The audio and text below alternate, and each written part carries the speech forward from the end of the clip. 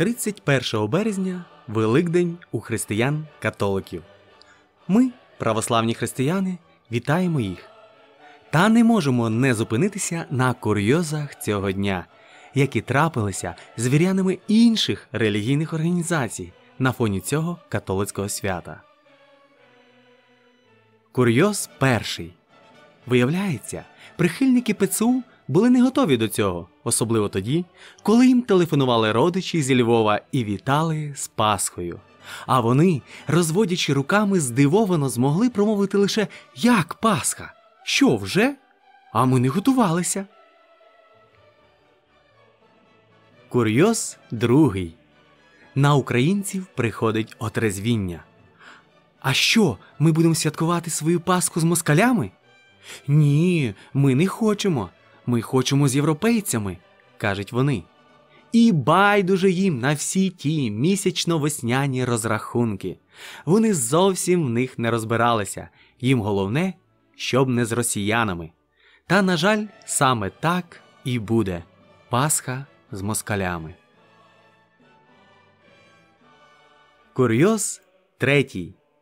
Як виявилося, Пасха католиків 2024 року святкується раніше юдейської.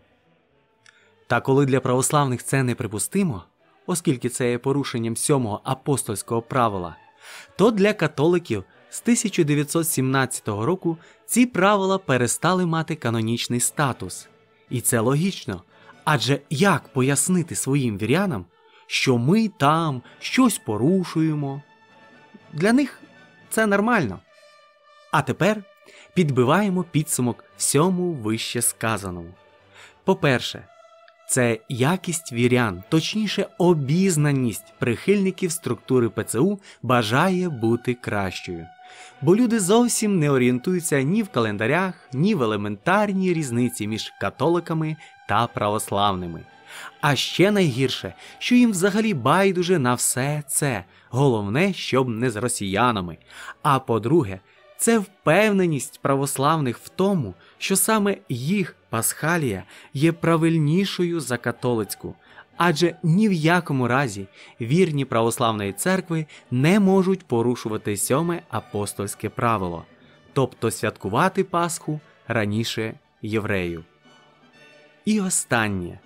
Президент все-таки привітав католиків з Пасхою, яких значно менше, чим вірян Української православної церкви, яких він, мабуть, свідомо, а може несвідомо, проігнорував на Різдво 2024, що ще раз говорить про дискримінацію канонічної православної церкви з боку вищого керівництва нашої держави.